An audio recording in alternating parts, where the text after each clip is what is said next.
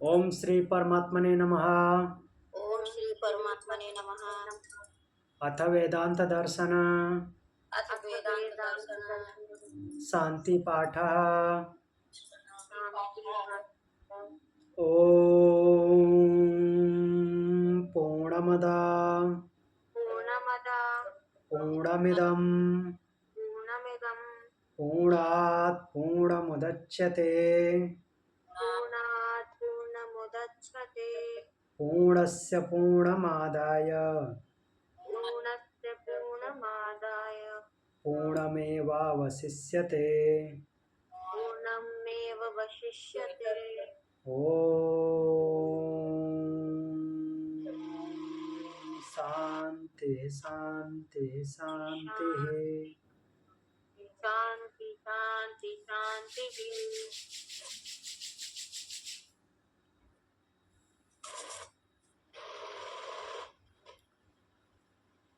तो हम वेदांत दर्शन के द्वितीय अध्याय के द्वितीय पाद में थे। उसमें कल हमने लास्ट 24 नंबर सूत्र देखा था। आकाशे च विशेषात, आकाशे च अविशेषात, अर्थात आकाश की संकल्पना यहाँ पे आई है। आकाश की पहचान क्या है, आकाश किसे बोलते हैं? तो बाकी तत्वों की तरह उसकी कोई विशेषता नहीं है। जैसे पृथ्वी, जल, वायु, अग्नि, इनकी अपनी अपनी विशेषता है। हमको कुछ उनसे फील होता है, ऐसा दिखता है या अनुभव होता है, बट आकाश में ऐसा कुछ होता नहीं है। तो आकाश हम किसे मानते हैं? उसमें अविशेष है, मीन्स कुछ भी ऐसा विशेष नहीं है जैसे बाकी चार तत्वों में है। तो जहाँ कुछ भी नहीं होता तो उसको हम आकाश बोलते हैं, और उसकी तन्मात्रा जो है वो शब्द है, क्योंकि शब्द और किसी तत्वों में वो और किसी तत्व का गुणधर्म नहीं है, और किसी महाभूत का गुणधर्म शब्द नहीं है। तो शब्द को भी मीडियम चाहिए होता है जाने के लिए या सुनाई देने के लिए। तो जो खाली जगह है उसमें वो भी वो ट्रेवल करता है, सुनाई देता है, तो इसलिए हम उसका माध्यम आकाश बोलते हैं। आकाश की तन्मात्रा है शब्द।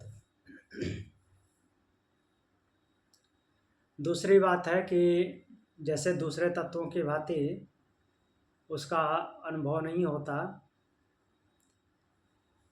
तो हम जो भी खाली जगह है उसको आकाश बोलते हैं, और उसको डिनाई भी नहीं कर सकते, रिजेक्ट भी नहीं कर सकते। जैसे चार बात लोग करते हैं तो नहीं कर सकते। जैसे कि अगर हम किसी पिंड को या किसी सामान को ऐसे किसी दूसरी जगह पे है तो उसको संबोधित करते हैं, तो उसके लिए कुछ स्पेसिफिक शब्द प्रयोग करते हैं कि ये चीज़ वहाँ पे है। तो जो वहाँ शब्द यूज किया, वहाँ किसके लिए यूज किया? वहाँ पे है तो वहाँ कोई जगह होगी, कुछ होगा, भले ही वो खाली है, कुछ अनुभूति नहीं हो रही है, लेकिन वो खाली जगह अस्तित्व तो रखती है, इसीलिए वहाँ शब्द यूज किया उसके लिए।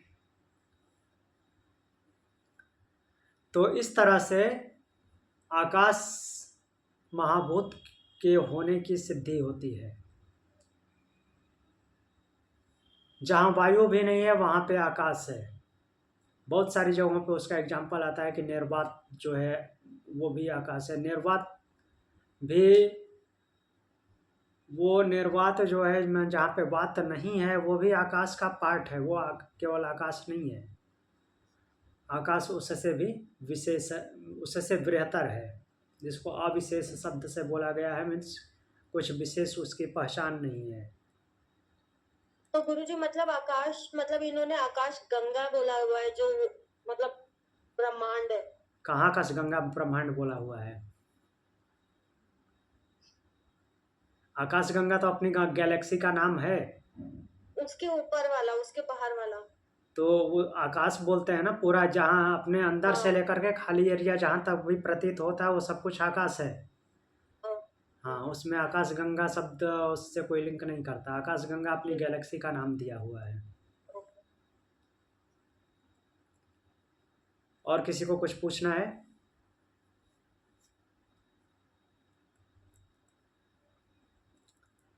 ठीक है, तो आगे बढ़ते हैं अब। इससे पहले जो टॉपिक चल रहा था वो चल रहा था शून्यवाद या क्षणिकवाद। स्पेशली क्षणिकवाद चल रहा था, हर चीज को क्षणिक मानना। तो जो वेदांत दर्शन है वो क्षणिकवाद का खंडन करता है। तो देखते हैं, क्षणिकवाद का खंडन अभी आगे भी चलेगा।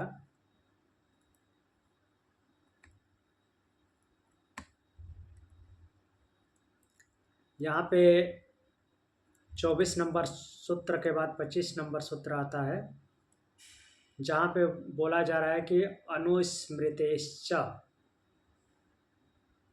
अनुस्मृतेश्च मतलब कि अनु मीन्स पहले जो हो रखा है उसकी स्मृति होती है, याद आती है, याद बनी रहती है। मीन्स जो मेमोरी है, स्टोरेज है, उसमें वो भरा हुआ है। ऐसा ही होता है ना, जो पहले घटित हुआ है वो सब कुछ हमको याद रहता है। जी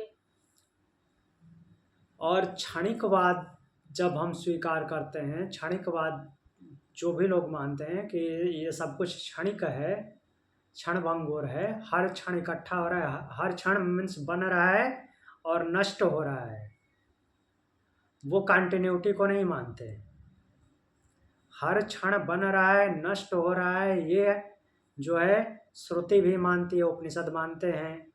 लेकिन उसमें क्या है, दूसरा पक्ष क्या जुड़ा है, कंटिन्यूटी भी है।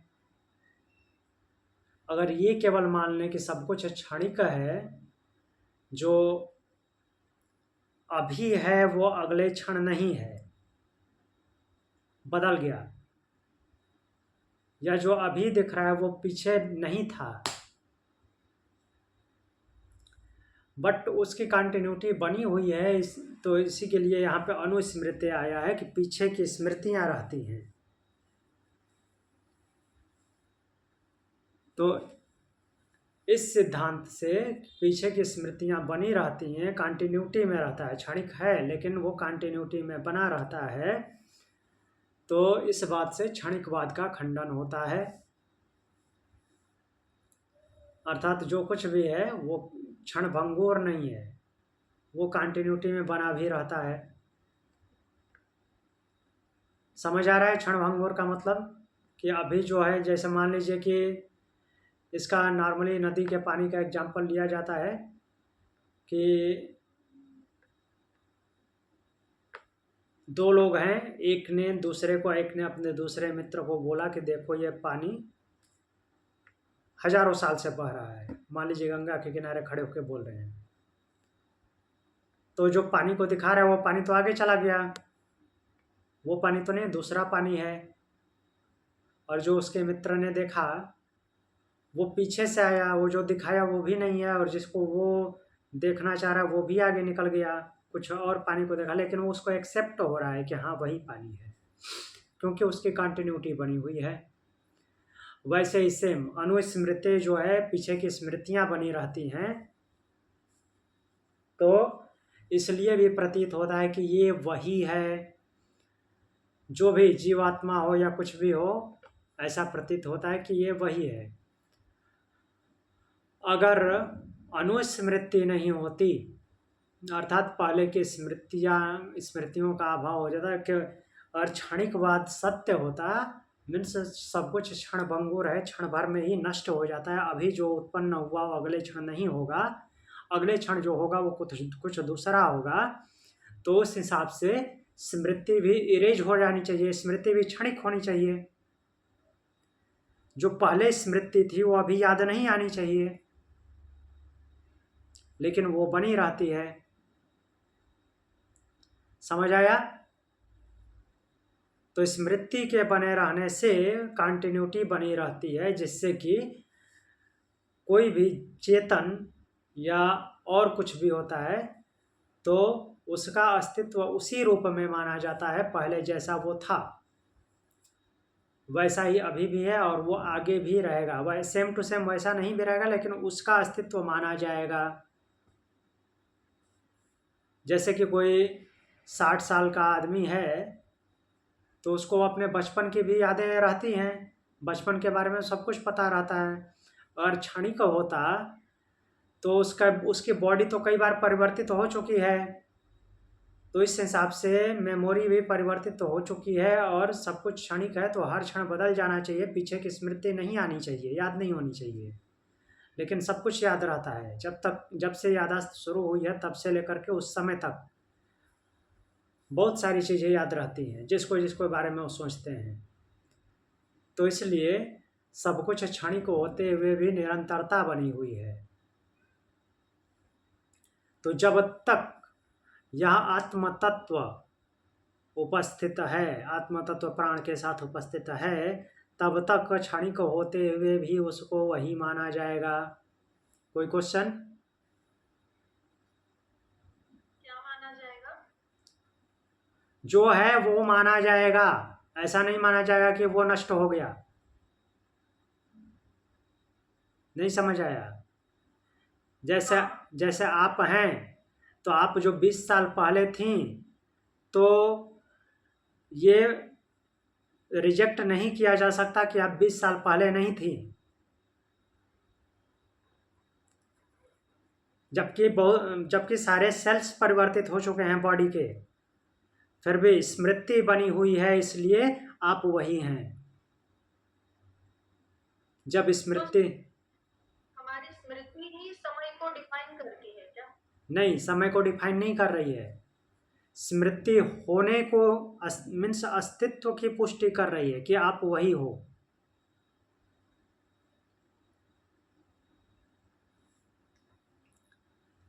क्योंकि वो इस कॉन्सेप्ट में बहुत स्ट्रांग है, बहुत स्ट्रांगली इस कॉन्सेप्ट को होल्ड करती है कि क्षणभंगुर होते हुए भी पूर्ण रूप से क्षणभंगुरता नहीं है, सब कुछ कंटिन्यूटी में बना हुआ है। जैसे सेल जो चेंज होते हैं बॉडी के, वो अचानक से एक साथ सब कुछ परिवर्तित नहीं हो जाता, एक की जगह पे दूसरा स्थान लेता है और उसी रूप में स्थान लेता है। वैसा ही पता नहीं चल पाता कि यहाँ पे चेंजिंग हुआ है, कुछ मतलब सेम दिखता है।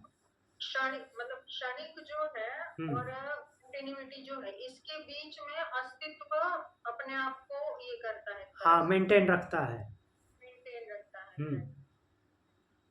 तो दोनों चीजें पैरेलल है। ऐसा कहना भी पूरी तरह से ठीक नहीं है कि सब कुछ क्षणभंगुर क्षणिक है। हाँ। और ये भी मतलब कंटिन्यूटी की सिर्फ ऐसा नहीं कि स्टेबल है, सब कुछ चेंज हो रहा हाँ जी, है, परिवर्तनशील है, लेकिन उसको क्षणिक मानना मीन्स क्षणिक मान करके सब कुछ रिजेक्ट कर देना कि जो पहले था अभी नहीं है, ये गलत है, ऐसा नहीं मान सकते।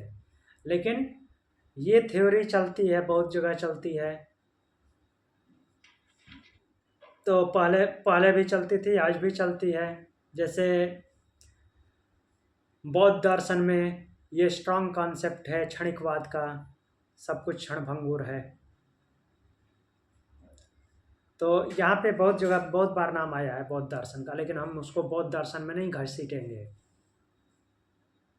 क्योंकि ये बुक जो है बौद्ध धर्म का खंडन के लिए नहीं है। ये बौद्ध धर्म से बहुत पहले की है। जब ये बुक आई थी, अर्थात ये ग्रंथ लिखा गया था, उस टाइम पे बौद्ध धर्म का नाम भी नहीं था, तो हम इसमें बौद्ध धर्म को क्यों घसीटें।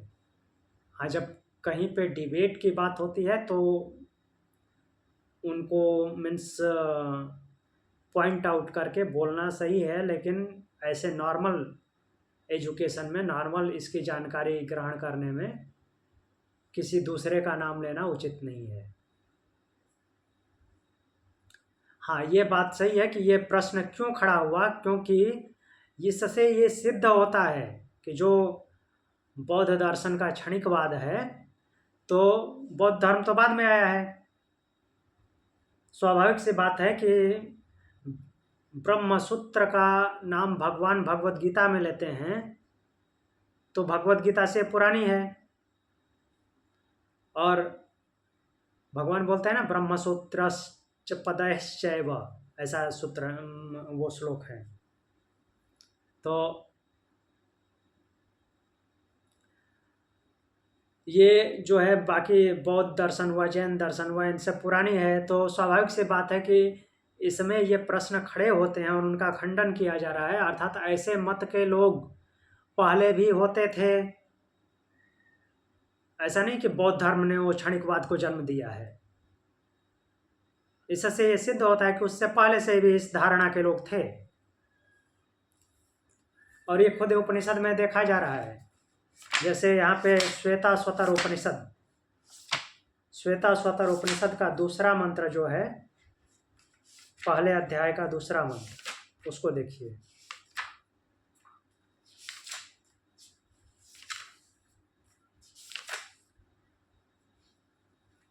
पहले तो बोल रहे हैं पहले मंत्र में कि हरि ओम ब्रह्मवादिनो वदन्ति। ब्रह्मवादी लोग बोलते हैं क्या, किम कारणम ब्रह्म कुतः स्म जाता जीवाम केन क्वच संप्रतिष्ठा अधिष्ठाता केन सुखेतरेषु वर्तामहे ब्रह्मविदो व्यवस्थाम।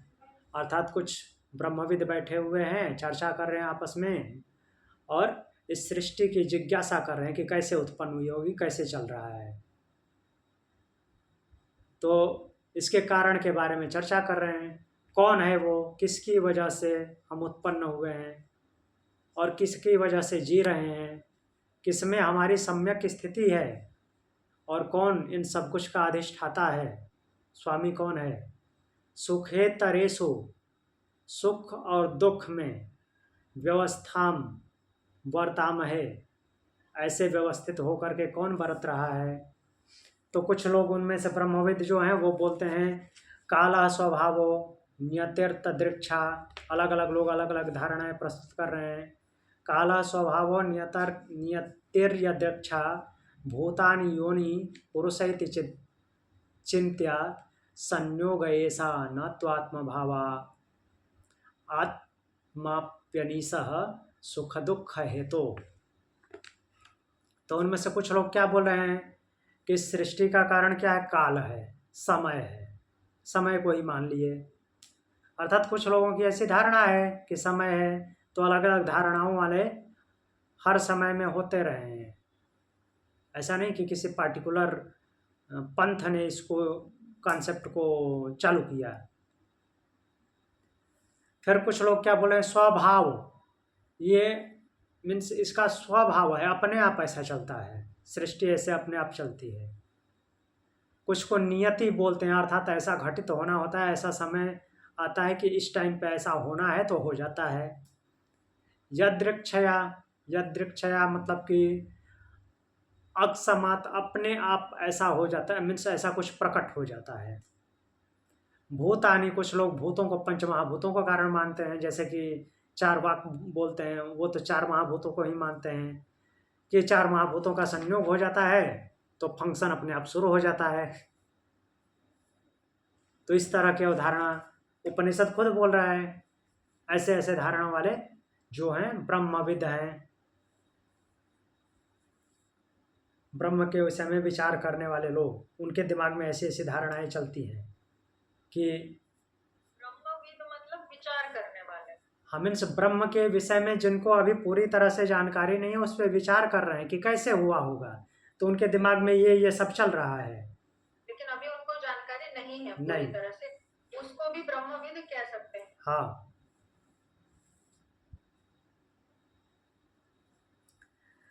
तो इस तरह से अलग अलग चीजें चल रही हैं। काल, स्वभाव, नियति, यदृक्ष, अपने आप होना, भूतानि, पंच महाभूतों के संयोग से होना, ये सारे कॉन्सेप्ट हैं जगत के होने के। मतलब अनुमान लगा रहे हैं एक के ऊपर एक। तो आगे का कॉन्सेप्ट मीन्स हम इस मंत्र को इसलिए देखें कि इसको समझ सकें कि ये अलग अलग धारणाएं बहुत पहले से चलती आ रही हैं, न कि किसी पार्टिकुलर पंथ ने इसको चलाया है।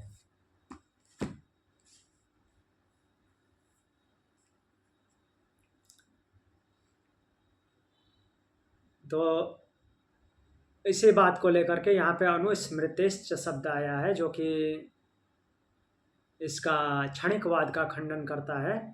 अगर क्षणिकवाद सिद्ध है तो जो पहले की स्मृतियां हैं, पहले की यादें हैं, उनको नहीं होना चाहिए, क्योंकि अभी क्षणिकवाद के हिसाब से जब सब कुछ बदल रहा है तो स्मृति भी इरेज हो जानी चाहिए, डिलीट हो जानी चाहिए।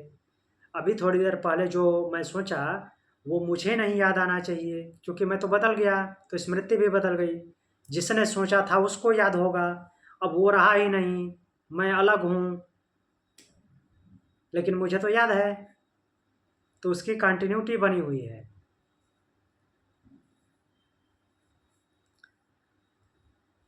सेम जैसे तो क्षणिकवाद सिद्धांत अप्लाई हो जाए तो कल हमने ये देखा था कि मान लीजिए कि किसी ने कोई क्राइम किया, उसको क्राइम करने के अपराध में पकड़ा गया, तो क्या क्षणिकवाद के सिद्धांत के हिसाब से वो क्या दलील पेश करेगा? मैंने नहीं किया है, वो जो किया था वो तो बदल गया, मैं दूसरा हूँ, मेरे को तो पता भी नहीं कि क्या किया था। और फिर वो बोलेगा कि जिसने किया उसको सजा दो, मैं तो वो हूँ ही नहीं, तो उसको पकड़ा भी नहीं जा सकता फिर, अगर ये सिद्धांत के हिसाब से चला जाए तो। सर क्षणिकवाद से तो अस्तित्व का ढांचा ही नहीं बन पाता फिर पूरा। हाँ जी, तो क्षणिकवाद जो है बिना कंटिन्यूटी के अप्लाई नहीं हो सकता।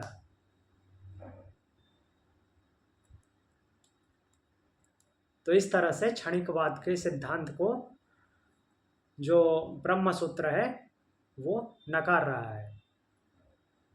चूंकि स्मृति बनी रहती है इसलिए क्षणिकता सिद्ध नहीं होती कि अच्छा सब कुछ क्षणिक है, परिवर्तनशील है ये बोला जाएगा, क्षणिक नहीं बोल सकते।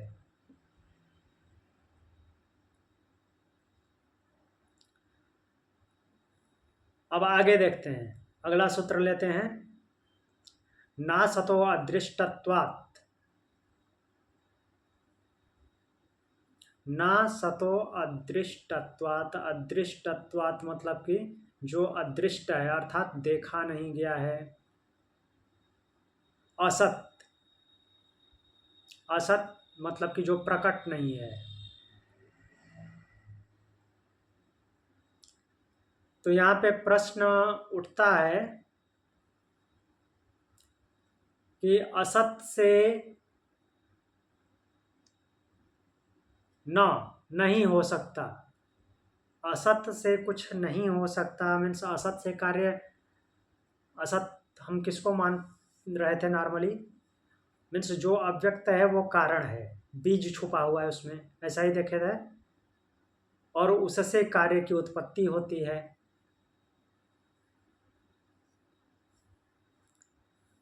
तो देखिए संबंध में क्या लिख रहे हैं, यहाँ पे बौद्ध वगैरह लिखा है तो बौद्ध को छोड़ दीजिए, क्योंकि बौद्ध की संकल्पना हम नहीं लेंगे यहाँ पे। इस ग्रंथ का बौद्ध से क्या लेना देना, बौद्ध का नाम तो तब लेंगे ना जब उस टाइम पे बौद्ध होगा।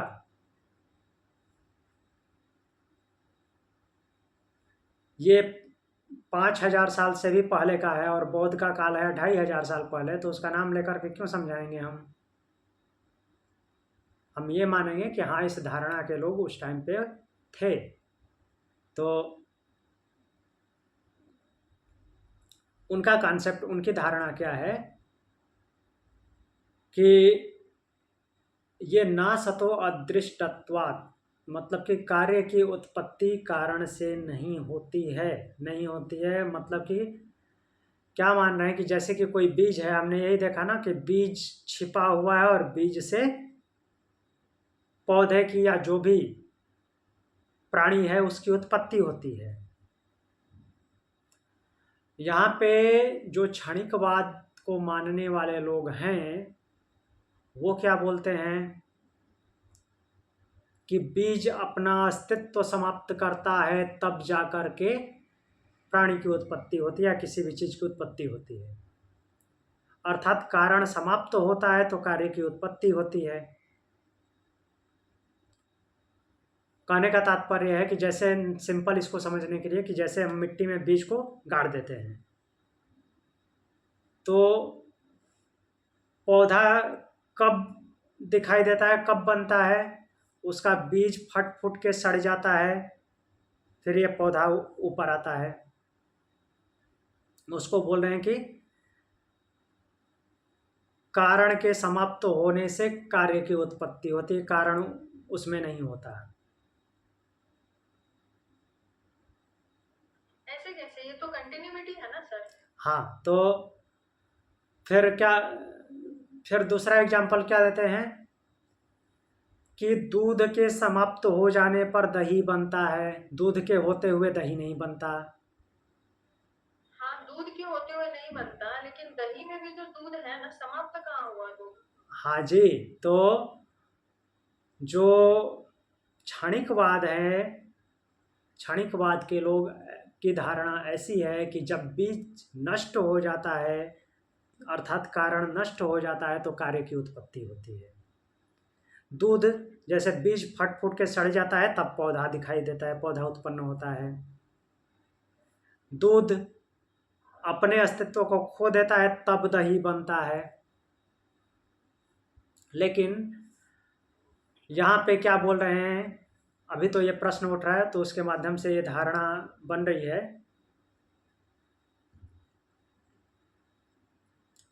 तो इसके लिए ये सूत्र बोलते हैं ना सतो अदृष्टत्वात्, असत से कार्य की उत्पत्ति नहीं हो सकती, ऐसा मानना सिद्ध नहीं होता क्योंकि अदृष्टत्वात् ऐसा देखा नहीं गया है। क्या क्या बात कर रहे हैं कि ऐसा नहीं देखा गया है? इनका कहना है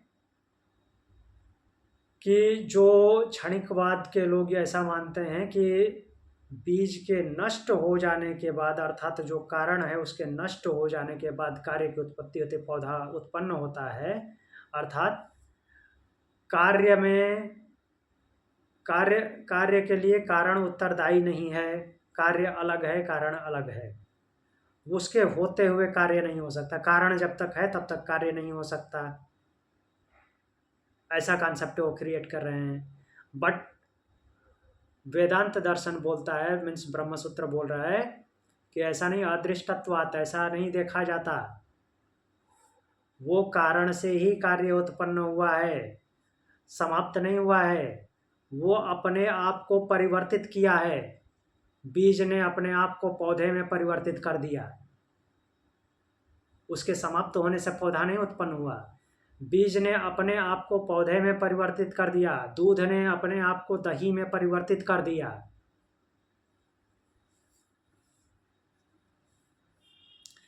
वैसे ही एक और एग्जाम्पल आता है कि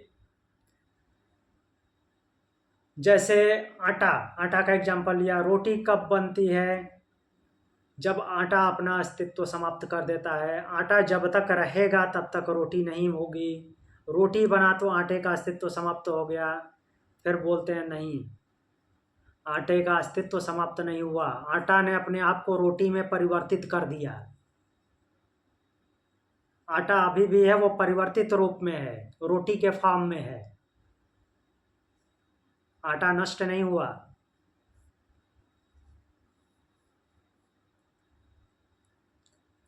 तो क्षणिकवाद की ऐसी ऐसी धारणा है। तो सर ये जो क्षणिकवादी है इनके लिए समय में सिर्फ वर्तमान ही वर्तमान है क्या, भूत और भविष्य नहीं? हाँ जी, वर्तमान ही वर्तमान है। तो यहाँ पे एग्जाम्पल देते हैं कि जो असत शब्द से जो मान रहे हैं कि कारण नहीं होता, तो कारण जब नहीं होगा तो कार्य भी नहीं होगा। जैसे खरगोश के सींग का आकाश के फूल का एग्जाम्पल दे रहे हैं कि कोई बोले कि ये बाजा जो है खरगोश के सींग का बना है। खरगोश का सींग होना संभव ही नहीं है, उसका कुछ कारण ही नहीं दिखता होने का,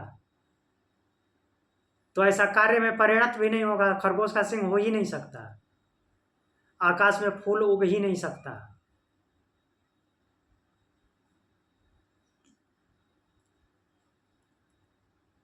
तो उसका कारण होना जरूरी है। जैसे यहाँ पे देखिए लिख रहे हैं,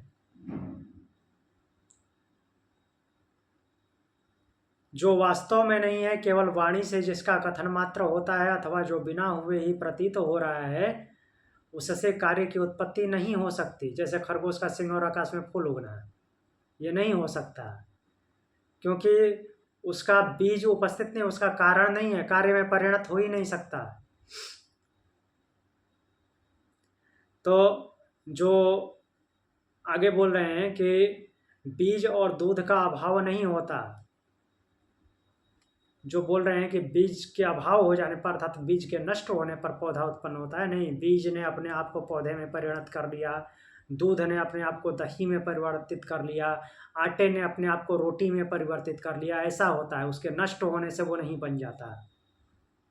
अगर आटा नष्ट हो जाए तो रोटी कहाँ से बनेगा? आटा ने अपने आप को रोटी में परिवर्तित किया है, नष्ट नहीं हुआ।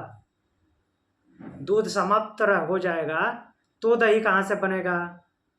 वो दूध का फॉर्म चेंज हुआ है, दही में परिवर्तित हुआ है। बीज का फॉर्म चेंज हुआ है, पौधा बना है।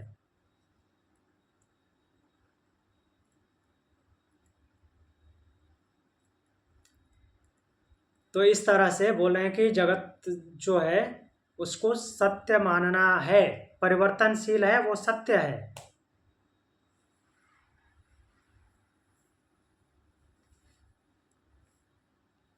तो इस तरह से क्षणिकवाद जो है अमान्य हो जाता है यहाँ पे।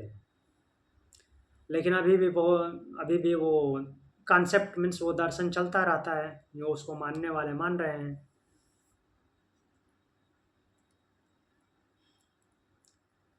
फिर आगे संबंध लिखते हैं, किसी नित्य चेतन कर्ता के बिना क्षणिक पदार्थों से अपने आप कार्य उत्पन्न होते हैं, इस मान्यता का खंडन दूसरी युक्ति द्वारा करते हैं। एक और युक्ति ले रहे हैं, उदासीनान अपि उदासीनानाम अपि चैवम सिद्धि। तो इसके अलावा क्या बोल रहे हैं कि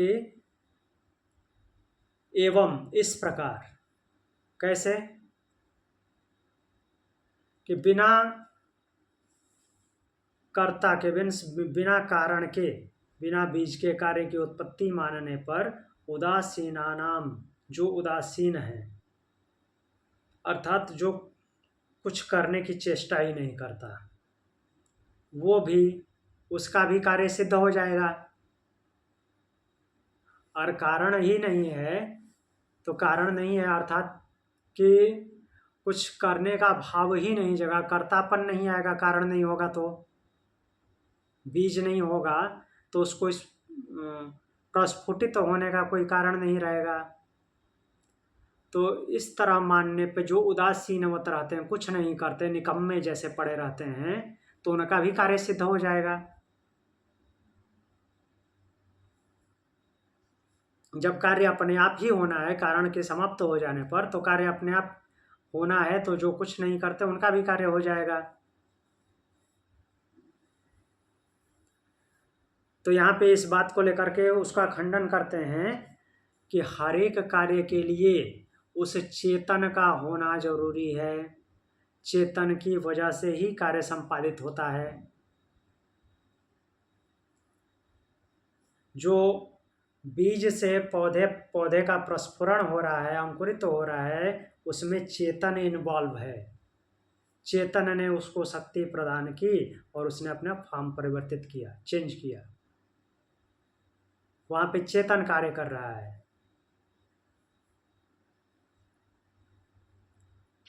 वो समवाय और संयोग वाला। हाँ,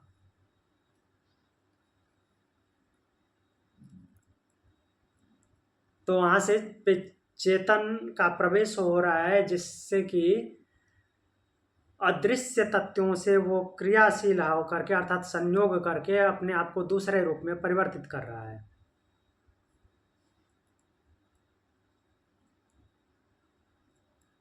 जैसे दूध कैसे बन रहा है, बैक्टीरिया का अटैक हो रहा है, तो बैक्टीरिया से संयोग होकर के वो दही रूप में परिवर्तित हो गया।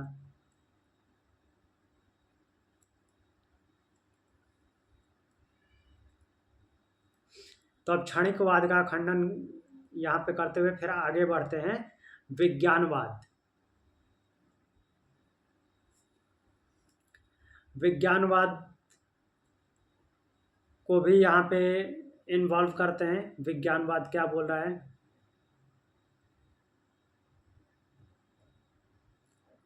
तो यहाँ पे दो चीजें ले रहे हैं, जागृत अवस्था और स्वप्न अवस्था। आगे देखते हैं क्या बोल रहे हैं सूत्र में।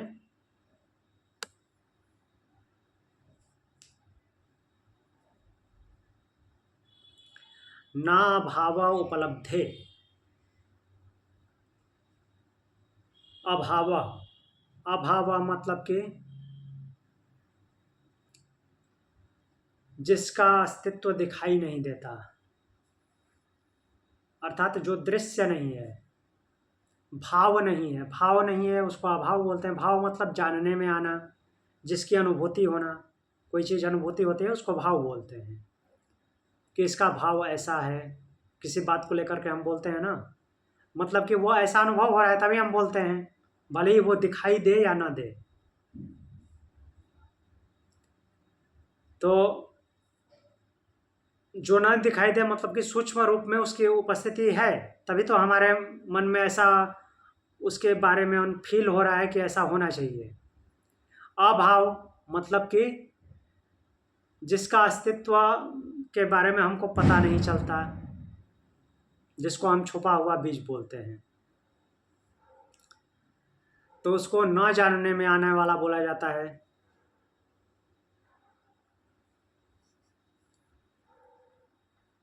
तो उसके लिए बोल रहे हैं कि अभाव मीन्स जो जानने में आने वाले पदार्थ का अभाव नहीं है, उपलब्धे,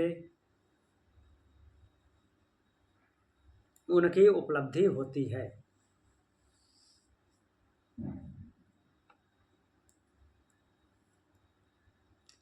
अभाव नहीं है उनकी उपलब्धि होती है, ऐसा बता रहे हैं, मतलब कि बिना कारण के कुछ कार्य नहीं होता, ये सिद्ध करना चाह रहे हैं। क्या क्या सर, ये थोड़ा दिमाग में गया नहीं, अभाव और उपलब्धि क्या? हाँ, मीन्स अभाव नहीं है, इसकी उपलब्धि नहीं होती। अभाव का यहाँ पे क्या मतलब ले रहे हैं कि कुछ है ही नहीं, कारण विद्यमान नहीं है, इस बात की उपलब्धि नहीं होती कि कारण विद्यमान नहीं है। सब कुछ कारण से ही होता है, अर्थात सभी कार्य का कारण है, कहने का तात्पर्य ये है। बात कारण विद्यमान नहीं है, ये प्रूफ नहीं होती बात, ऐसे हाँ कह रहे हैं जी, ये बोल रहे हैं।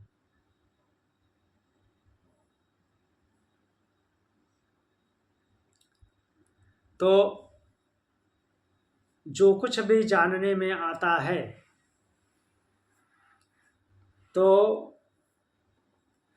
उसकी सत्ता विद्यमान है, अदृश्य रूप में ही विद्यमान है, लेकिन है, बिना कारण के वो प्रकट नहीं होगा। कारण विद्यमान है इसलिए वो प्रत्यक्ष रूप में आता है। जैसे इसके लिए बोल रहे हैं कि यदि वे स्वप्नगत पदार्थों तथा आकाश में दिखने वाली नीलिमा आदि की भांति सर्वथा मिथ्या होते तो इसकी उपलब्धि नहीं होती। अर्थात स्वप्नगत पद जो हम स्वप्न में देखते हैं, रैंडमली कुछ देखते हैं, लेकिन वो वास्तव में होते नहीं हैं। ऐसी चीज़ें बहुत सारी हम देखते हैं स्वप्न में, तो उसी तरह से जब जगते हैं तो वो उपलब्ध नहीं होते। स्वप्न में जो हमने देखा, आँख खुली तो वैसा हमारे सामने होता नहीं है। तो अगर वैसा होता, कारण के बिना ही कार्य हो जाता, तो वैसे ही होता कि हमने स्वप्न देखा और स्वप्न एक प्रकार से क्या है, मिथ्या है। मीन्स मन ने जो जो विचार किया वो देखा, और फिर वो आँख खोलते ही सामने नहीं है। भले ही वो हमारी धारणा होगी, कोई कॉन्सेप्ट हमने दिमाग में पहले से संजोया होगा, तो उसके बेस पे कुछ घटित हो जाता है, वो अलग की बात है। लेकिन यहाँ पे केवल इतना ही पकड़ रहे हैं कि जो हम अभी देखते हैं और जैसी आँख खुली वैसा होता नहीं है। तो अगर ऐसा लिया जाए तो ऐसा कारण और कार्य के बीच में संबंध नहीं होता कि जो कार्य जो है स्वप्न की तरह मान लिया जाए कि स्वप्न में जैसा घटित होता है वैसे ही ये कार्य है। नहीं, उसका बीज उपस्थित है, उसका कारण है, तभी ऐसा हो रहा है।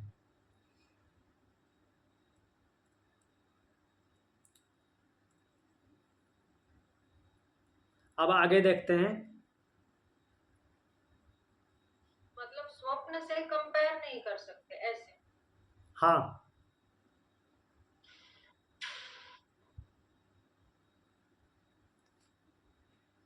तो यहाँ पे आगे बोल रहे हैं कि यह कहा जा सकता है कि उपलब्धि मात्र से पदार्थ की सत्ता सिद्ध नहीं हो सकती, क्योंकि स्वप्न में प्रतीत होने वाले तथा ये बाजीगर द्वारा उपस्थित किए जाने वाले पदार्थ यद्यपि सत्य नहीं होते। देखते हैं सूत्र क्या कब बोल रहा है।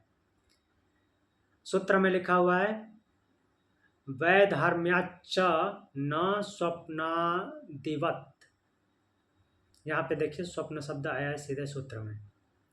वैधर्म्यात्, वैधर्म्यात् मतलब कि विधर्म, वैधर्म्यात् बोले तो जागृत अवस्था में जो उपलब्ध होता है। जागृत अवस्था में जो पदार्थ उपलब्ध होने वाले हैं उनकी स्वप्न में प्रतीति होने वाले पदार्थों के इन दोनों में क्या होता है, विधर्मता होती है, धर्म का भेद होता है। अर्थात जो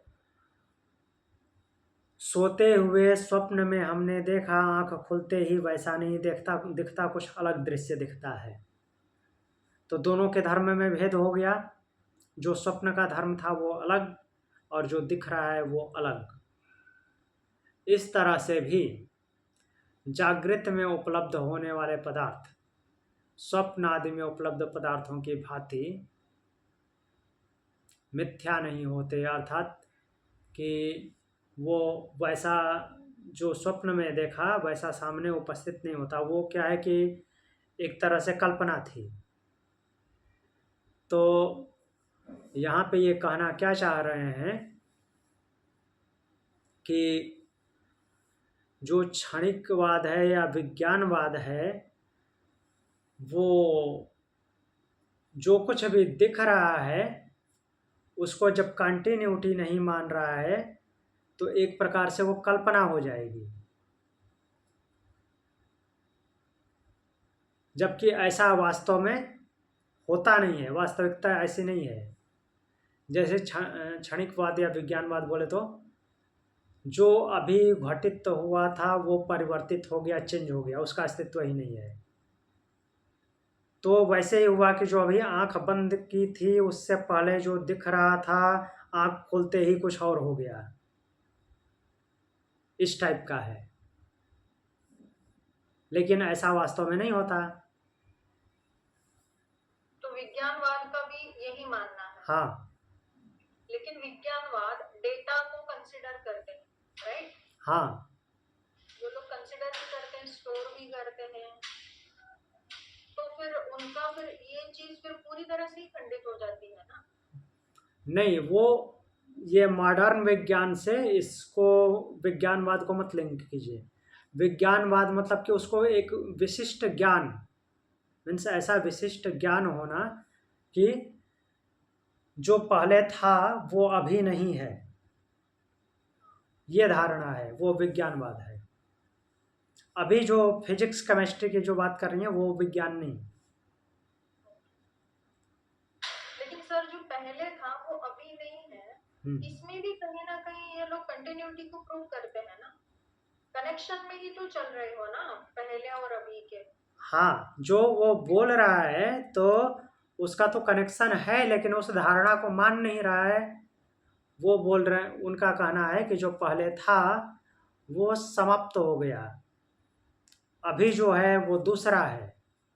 मतलब वो लोग पूरी तरह से पहले के अस्तित्व को रिजेक्ट करते हैं। हाँ, तो जो पहले, हाँ, तो कहने का तात्पर्य ये है कि जो वो खुद बोल रहा है कि पहले जो था, वो पहले जो था वाली बात आई कहाँ से दिमाग में? हाँ, तो इससे उसकी धारणा का खंडन हो जाता है। हाँ, क्योंकि अगर आप समझो काउंटिंग में आप 2 की बात कर रहे हो तो 1 है तभी तो 2 की बात हो रही है, वरना तो होगी ही नहीं फिर बात। हाँ जी, वही बात है कि जो पहले था, ये बात कहाँ से आ रही है? तो महर्षि उसका खंडन करते हैं। हाँ,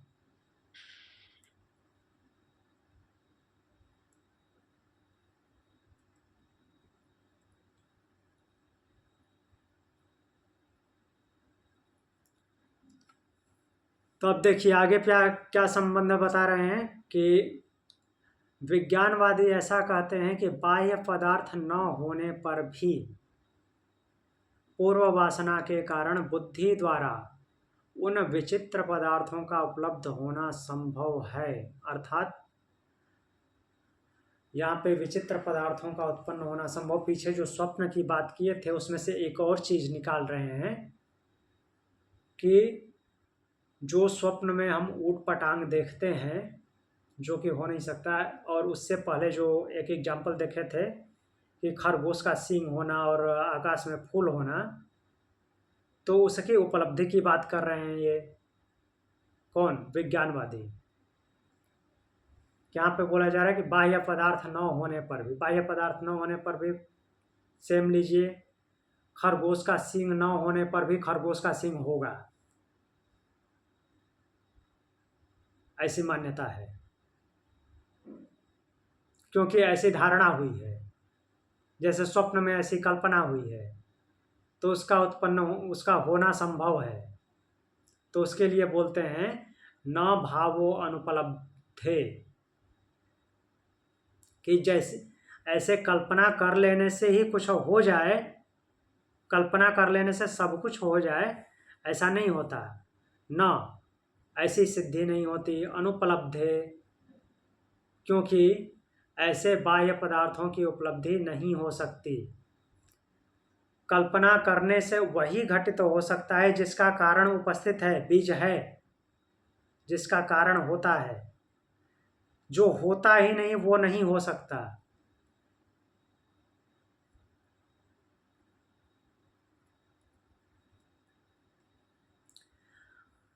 वैसा अगर होगा तो कुछ और होगा, जैसे कि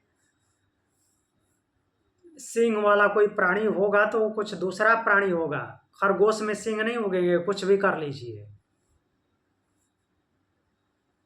खरगोश जैसा दिखने वाला कोई सींगधारी प्राणी दूसरा उत्पन्न हो सकता है, लेकिन उसे खरगोश नहीं बोलेंगे।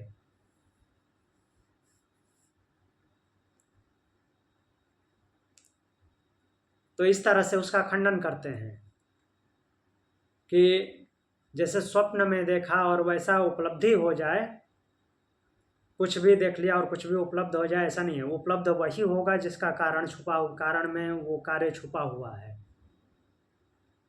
कारण में कार्य नहीं छुपा हुआ है, अर्थात जिसका कारण नहीं है वो नहीं उपलब्ध होगा। ऐसे अगर उपलब्ध हुआ तो फिर कर्म सिद्धांत भी पूरा ये हो जाएगा, मतलब। जी,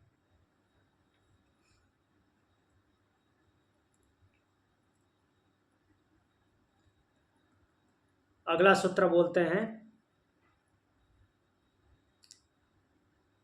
कि क्षणिकत्वाच्च,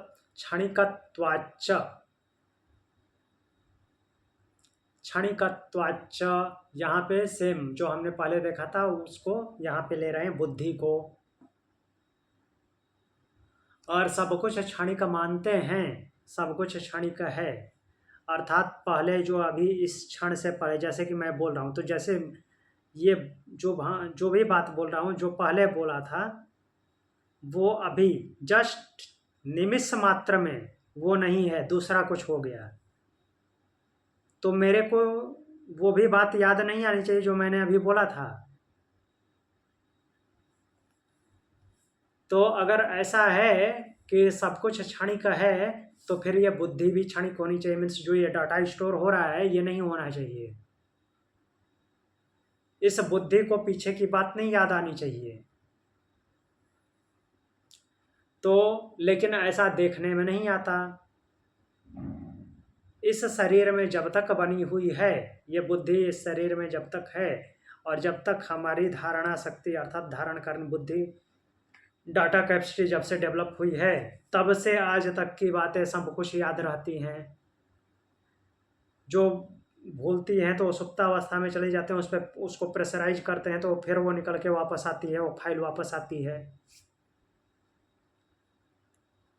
तो सब कुछ जानने में आता है। इसलिए क्षणिकवाद की का सिद्धांत जो है यहाँ पे भंग होता है, क्षणिक नहीं माना जा सकता।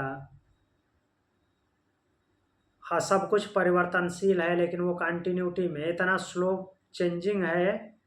अगर फास्ट भी चेंजिंग है तो उसकी जगह पे दूसरे उसी तरह की वस्तु, या फिर बोले तो सेल कोशिका जो भी है उसी तरह के वहाँ पे उस जगह को ग्रहण कर लेते हैं, तो उसकी कंटिन्यूटी बनी रहती है। इसलिए पीछे की जो मेमोरी है वो इरेज नहीं होती, वो भी बनी रहती है। और इस तरह से जो अभी है वो पहले था, इस रूप में भी जाना जाता है। ऐसा नहीं बोल सकते कि वो नहीं है, ये दूसरा है।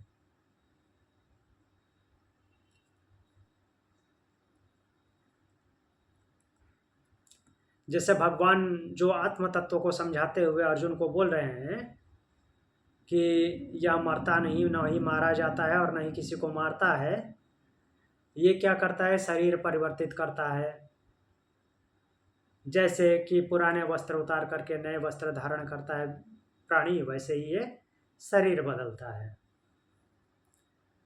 तो वहाँ पे परिवर्तन की बात कर रहे हैं, न कि ये बोल रहे हैं कि ये होता ही नहीं है, जो पीछे था वो अभी नहीं है। वो तो कंटिन्यूटी की बात कर रहे हैं, पहले भी था, अभी भी है, आगे भी रहेगा।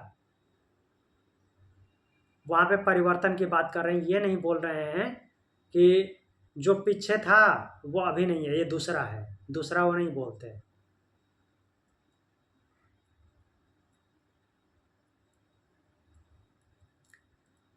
एक सूत्र और देखते हैं, और यहाँ से क्षणिकवाद जो है कंप्लीट हो जाएगा, क्षणिकवाद का जो खंडन था। तो बोल रहे हैं कि सब प्रकार की अनुपपत्ति होने के कारण उसकी अनुपयोगिता सूचित करते हुए इस प्रकरण का उपसंहार करते हैं। सर्वथा अनुपपत्तिश्च, सर्वथा अर्थात हर तरफ से, अनुपपत्ति असंगति दिखाई देती है। जो कुछ भी क्षणिकवाद में बोला गया है, जो जो हमने एग्जाम्पल देखे, उसमें किसी में भी संगति नहीं बैठती कि ऐसा ये सही है।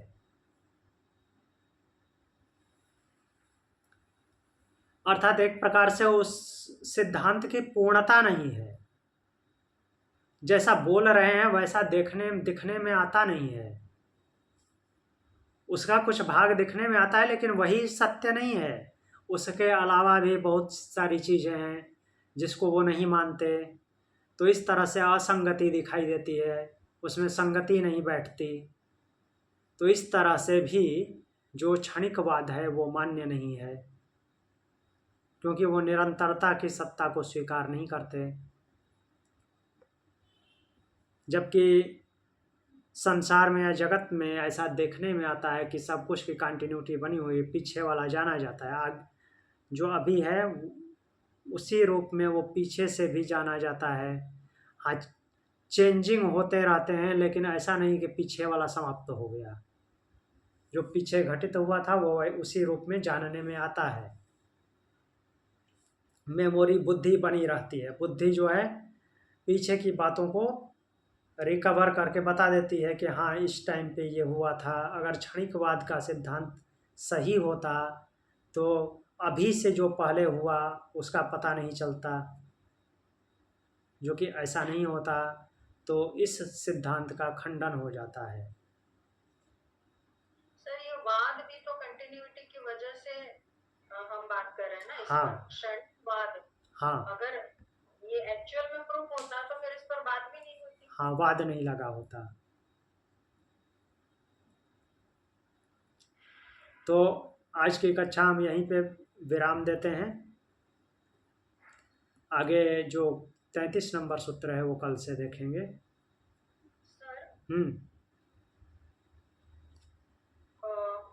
बोलिए। क्षणिकता और निरंतरता में ही अस्तित्व अपने आप को बनाए रखता है, ये सेंटेंस राइट है? क्षणिकता और निरंतरता। क्षणिकता और निरंतरता में अस्तित्व अपने आप को बनाए रखता है, तो इसको थोड़ा बना के दीजिए। अस्तित्व अपने आप को निरंतरता में बनाता है, क्षणिकता में नहीं। निरंतरता में कोई भी कार्य जो है अपने कारण से उत्पन्न होता है, और वो निरंतर मीन्स कंटिन्यूटी की वजह से ऐसा होता है। तो ये निरंतरता में ही परिवर्तन डिफाइन हो जाता है। हाँ।